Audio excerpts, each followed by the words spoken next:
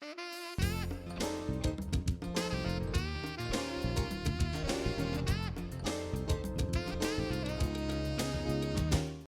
and welcome to another edition of For the Record. I'm Sean Murphy. My guest today is Deborah Michalenka. She is here representing CABINS. That is an acronym for Community Against Bullying in Schools. Deborah's first time on the show, so first of all, welcome to the show. Thank you for having me. Tell me about CABINS.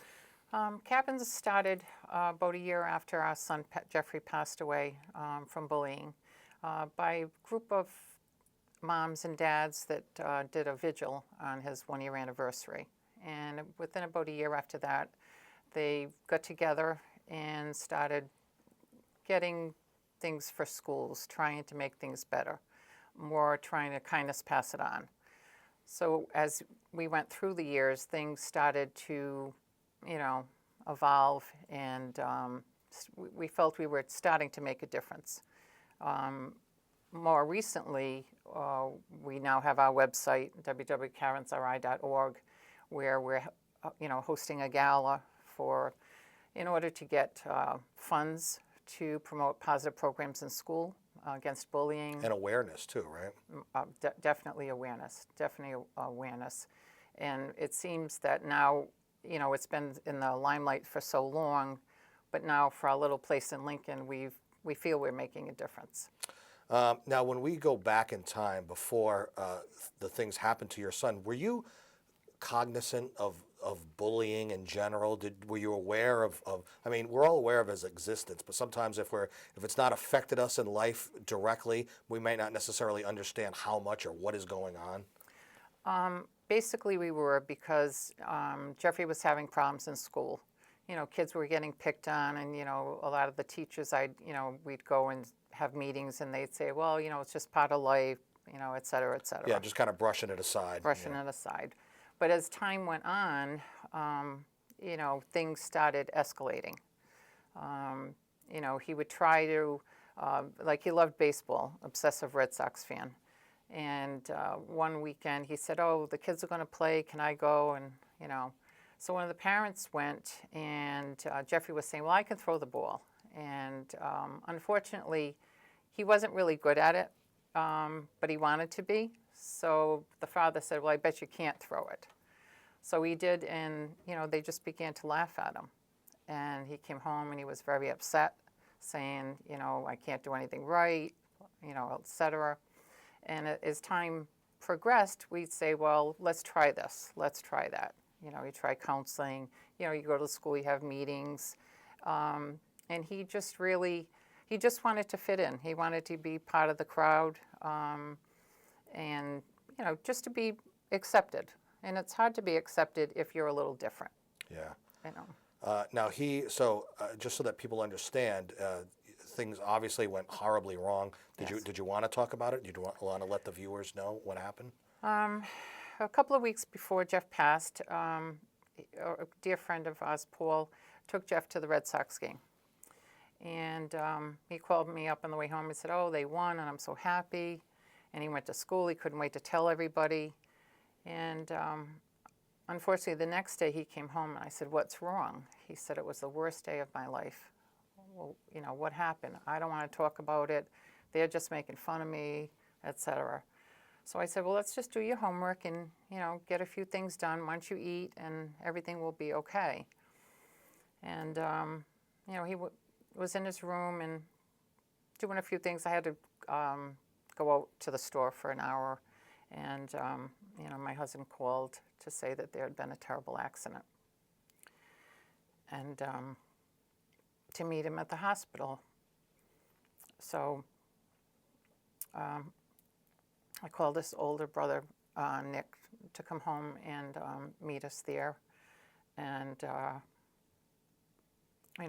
got to the hospital in time, but within an hour or so, Jeff had passed. It really wasn't until after the funeral that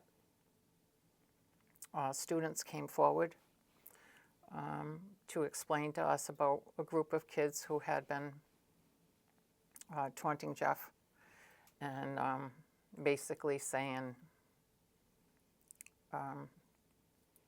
you should go home and kill yourself.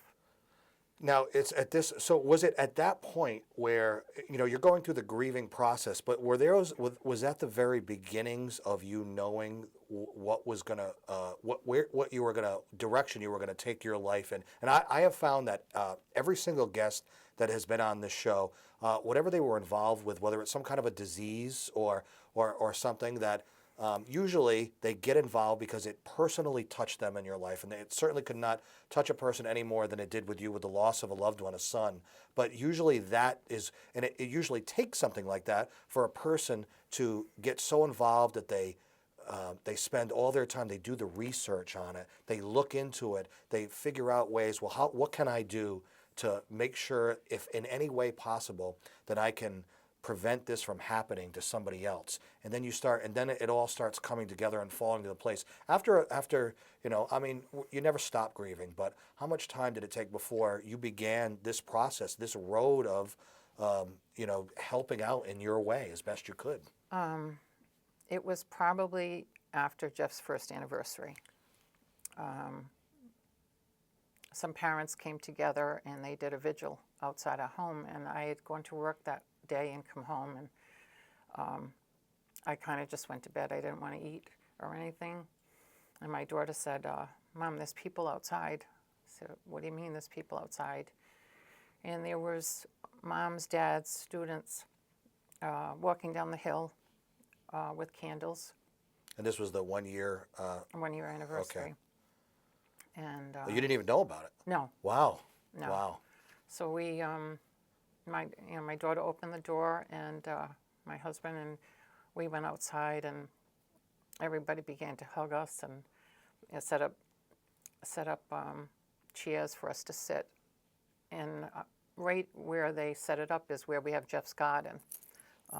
It was like a little memorial that a neighbor of ours, Irene, had.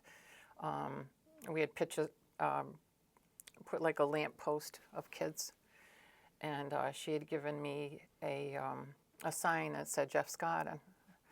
And so we were all around that, and students came, and they had given us a book, and every person that attended had written a note of memories or just sayings, trying to help us. And that probably was the turning point of when my husband and I and daughter became involved. It almost like a light went on at that point where you said, you know what, we can do something, and this is some, I wouldn't call it an opportunity, but it was the universe presented it in such a way that this was the time. Right. The other thing I like that you said was that, the kids or the students a year later remembered and honored your son, because it's one thing for immediate family, his loved ones all around him, you'll never forget. But for a lot of people that might be on the periphery, other students, they would kind of, would have their mourning period, but then, for them, they would kind of get on with their life a little bit. Right. But they, even if they did that, they remembered a year later and honored him. Right, and each of them wrote notes in this like leather book that we have that I keep in Jeff's room, which is now my office. And everybody had something to say. And that year, Jeff would have graduated. So a group put together a book of pictures and sayings and messages from everybody. And probably the hardest thing for my husband and I was we attended outside the group of the graduation, and they dedicated the yearbook to Jeffrey and to a dear young boy, Mike, that Jeff adored, who had lost his life on the baseball field of a heart attack. Did you go up on stage and accept it on his behalf? Trying to remember. No, they just kind of did a little presentation there for him. It was very nice. Yeah, it really was. It's just, it was hard. It was just hard to be there. But my husband and I are big believers of you have to do the right thing, and you have to forgive. So it was at this point where at least the beginnings of CABINS, Community Against Bullying in Schools, sort of started to come about, right? Right. We, about a year later, we had our first event, which was at Lincoln High School for a car wash. and it was a group of students, the LSAC group they were called, Lincoln Students Against Crime. And so that was kind of a turning point of like our first event that we held, and everybody baked, and we sold pastry and raised money. And as time went on, we teamed up with the Attorney General Patrick Lynch at the time, and he was part of Youth Crime Watch of New England with John Mattson, Charlie Blanchett, Moses Sigbey. And that is really when our life started turning more to a positive. And Cabins joined Youth Crime Watch, and we were part of their group with teachers, counselors, students, a little bit of everybody coming together. How much, since you started it and this all happened, how much have you learned about bullying in general? I would imagine quite a bit. New terminology has come in, like cyberbullying, because Right. of social media and online and stuff like that. What have you learned? How prevalent is it, and what things should people be aware of? I think cyberbullying today is probably one of the worst. Senator Tassoni in Rhode Island did get the law passed regarding this. And I think that is one of the worst things. I mean, I've been in touch with other parents who have lost their children this way. John Halligan from Vermont, his son was much younger than Jeffrey. And, same thing, he found out that it was online, things were said, and they taunted him, and I forgot if he was 14 or something like I always that. say that the biggest problem with online bullying is that people have the ability to be anonymous. Right. And whenever you can do that, you can be more brave than you would be if somebody knew who you were. You can be more of a coward. Right. We were kind of strict as far as the online stuff went with Jeff. So when everything went down, we were told that something had been put online. So we hired forensics. We hired, we had state police check. We brought the computer down to URI. We did it all. Was Facebook already around No. and stuff like that? So this was before that then? And Jeffrey didn't have, it was MySpace back then. Okay, It was yeah. MySpace. Right. But Jeffrey didn't have a MySpace account. Right. You guys said that you kind of were keeping an eye and making sure that Right. not getting too involved with social media. Right. Yeah. I mean, he had email. Yeah. But he didn't have that. But the story went that someone had put something up on MySpace and basically told him that he should kill himself. And we didn't know that at the time, so we had learned this from the school, from students that came forward to our home, and we were working with the Lincoln Police. Detective Strain was just a very compassionate man to us, and they searched everything on our computer, and there was nothing on it because he didn't have a MySpace. So our older sons, my son in the military and Nick and Pete, they did a lot of research online trying to find where this was. But back then it was different because by then it was pulled down. And, but students had come to our house to say it was on there. Nowadays, when you delete something, the old saying is it's really still there forever. Right. Like when you delete something on Twitter, it's still there in some capacity. Right. Like it can be found or pulled up. Just like text messages, there is a way to get them, Right. through some kind of a court order or something like that. Let's pause right here and take a break because we got a lot more to get to learn. Involving Cabins, Community Against Bullying in Schools. Deborah Michaelenka. Right. I knew I was going to struggle with that one. A short break and we'll be right back. I'm Sean Murphy. This is For the Record. Stay with us.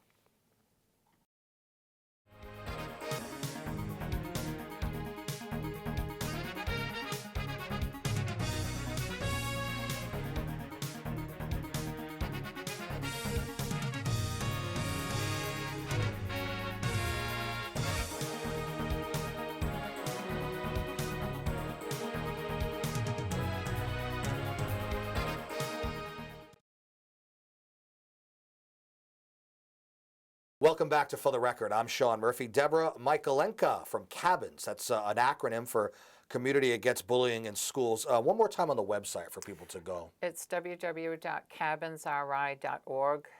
You can send us an email at dcd@cabinsri.org, and you can fill out a form, to become part of our group. You can buy the gala tickets which we'll get into in just a little bit. that kindness bloom. One thing I want to get back to, because I want people to understand a little bit better, is the cyberbullying law that was passed in Rhode Island. Talk about that. Was that because of you? It wasn't just because of In conjunction. of our era. Senator Tassoni worked very hard going from all through the state.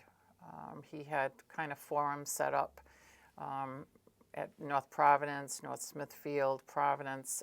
He worked very hard with he developed a panel, and we were invited, my husband and I, to come and speak at one of the first ones in North Providence about our situation and the fact that something had happened cyberbullying-wise that we really didn't know about until after the fact. And he had many people coming in that would testify, whether it was police or superintendents, teachers, whatever. And he was able to get the law passed. Other states around, like neighbors, they are getting involved with similar laws too that you're aware of? I believe so. I don't have the exact statistics on it, but I think everybody now, more or less, Massachusetts has, had many losses, Phoebe Prince and many other students for the same reason. So I think everybody today has some type of law on the books. Tell me about the 10 anti-bullying tips, because that's one of the things that I have in here in my notes, and we talk a lot about it. But what people might want to know, like what they can actually do if they encounter it, whether it be with them themselves or somebody else. Well, it's just something small. You stand up for someone. If you see someone doing something, you stand up for them. A big thing, when I was brought up, respect one another, volunteer, help a person. Something as common as saying please and thank you. We've gotten away from a lot of things like just manners. Share your school supplies if the student next to you doesn't have a pencil or a pen. Be a mentor. And if someone has wronged you, the hardest thing to do is forgive. Forgive someone. You're right, yeah. Forgive someone. I think that's a lot of what our family had to do. We couldn't stay where we were. You have to forgive. What's the expression, you're drinking the poison if you expect, I forget how it goes, but you're hurting yourself more than the person you should be forgiving. Right. Give a compliment to someone. Hold a door. Hold a door for someone. We've kind of going backwards a little bit. How many times do you go to the store and the person in front of you just lets the door slam right in when your you're walking? Don't let a student feel alone. Invite them to sit and have lunch with you. You see the pictures of the student who's eating by himself. He just really wants to be welcomed, or she wants to be welcomed. The girls that taunt someone or make up stories about someone saying, what they were doing last night. It's just really, it's kindness, pass it on. That's our biggest motto, kindness, pass it on. And I used to even tell my own kids, if you don't need to like the person sitting next to you, but you really don't need to trip them on the way out. You have to be tolerable of people. Everybody is different. We're talking about bullying in schools today, but in reality, bullying exists and occurs in all aspects and ages of life. Oh, the workforce. Workforce, too, that's Right. another good example. Workforce. And we already talked about cyberbullying, because it's so easy to be mean online when you're not physically near another person. And unfortunately, I think with technology today, you could take, like the person's head, so to speak, and put them on somewhere else, and then you try to deny it. Photoshop. Photoshop. Right? Yeah. It makes it harder and harder, girls and boys, no matter what age you are, or what adult, if someone starts spreading rumors about you that aren't true. It's hard to get back to, just kind of living in the moment. And today, I think the students have a harder time. Yeah. I want to get into, because we talked briefly about things like events, fundraisers, not only raising funds, but also awareness. One that's coming up very soon is April Friends Day. Talk about that. April Friends Day started probably around 2011 through Youth Crime Watch of New England. One of the leaders of this was Charlie Blanchett from Mellenshore and Feinstein School. And his school, they developed April Friends Day, National Stop Bullying Day. So when we did the event at URI, and it was a conference. The kids came together, and everybody actually marched to the State House, and Senator O'Neill met us there. And the kids carried a banner, April Friends Day, National Stop Bullying Day. Everybody wore their bands. They wore the green lime shirts. And it really caught on. It really made a difference. So now we have the bands, and they sell them in the Rhode Island schools, or you can sell them anywhere. They're $1 a piece, so it's something easy. And you can get them on our website also. And going for a great cause, too. Right. How long has Cabins been around? It began probably 2007, and then by 2008, give or take a few months, we became a nonprofit. So we're a 501c3. And, you know, we have a board, you know, we have a great group of people. We have teachers, we have, you know, many mentors in our group. You know, we're very fortunate to have social workers in our group. One of the social workers is Sherry Brown. She does Project Respect for her school, UB Bain, and she was the first one into Rhode Island as a social worker to receive the Golden Apple Award. Wow. For social work, because they're Yeah. usually only for teachers. Yeah, that's a pretty big deal. So, you know, I was going to ask you, depending on how long Cabins has been around, how has it evolved? What's changed? Obviously, you became a 501c, but what else how have you expanded? We've expanded because now, through our funding, whether it, you know, the Peter Pastore Foundation funded us for Cranston Coventry schools. So now you can go to our website, cabinsri.org, and fill out a request for funding. And our group will meet and will vote. Say you want to do a Project Respect, it's going to be $1,500 or whatever the cost is. We see how much money we have, how much money we've raised, and that's why we do the gala. The gala is what will continue to be able to help the Rhode Island schools keep positive programs. We have another school, UB Bain, that they did signs in the school halls, kindness, and all types of things like that. How do the kids react when they see that stuff? Do you know?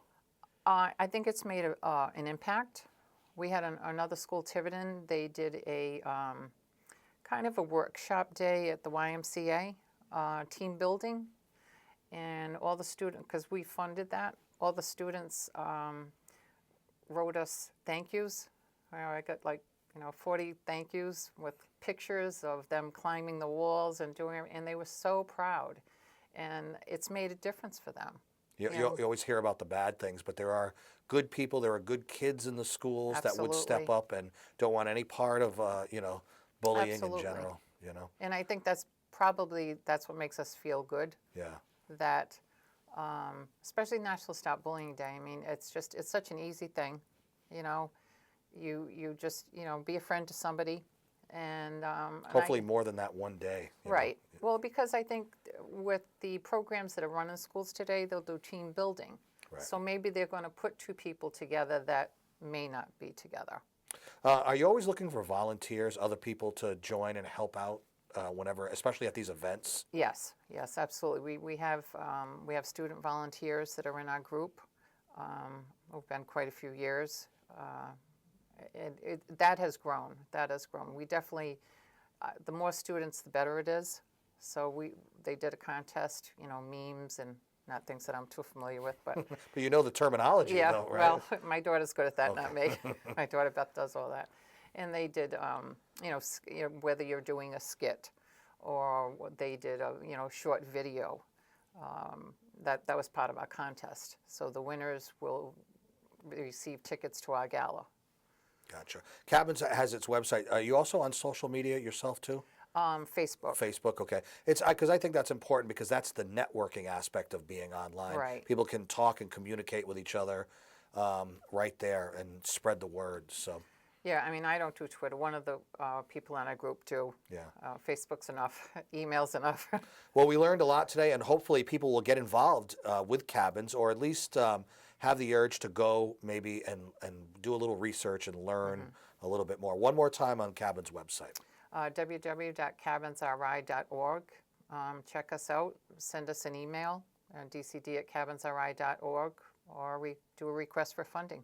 All right. Deborah Michaelenka of Cabins, which again, Community Against Bullying in Schools. Thank you so much for being on the show today. Thank you very much. And that is our show for today. You can see this show and many others on our YouTube site. Until next time, I'm Sean Murphy. Take care.